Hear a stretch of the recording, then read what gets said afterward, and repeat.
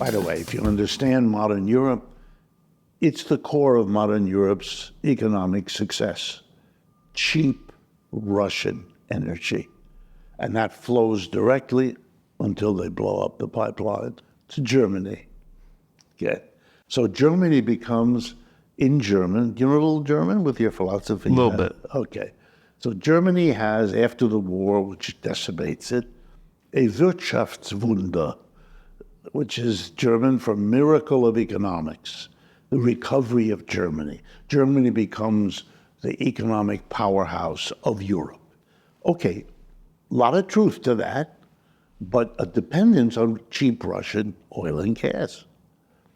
Okay, so the plan is we won't buy it anymore from you. You'll collapse. The ruble will collapse. Your country will fall apart. Not only will you lose the war in Ukraine, but the West will come and carve you up into Moldavias, dozens of them, which could never be any more important than what we call those Kazakhstan, those countries.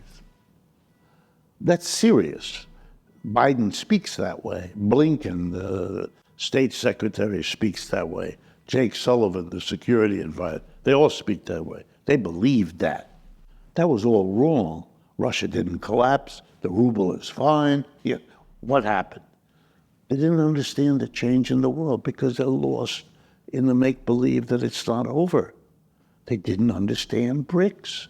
What did the Russians do? They went to their allies, Russia and China. Will you buy the oil that we can't sell to Europe? Done. Deal. No problem. Game over.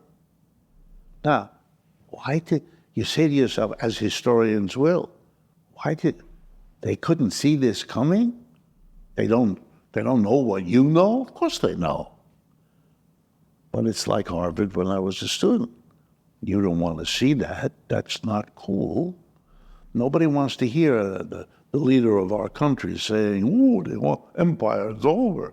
My agenda is to work out a way to decline that preserves the things we care about.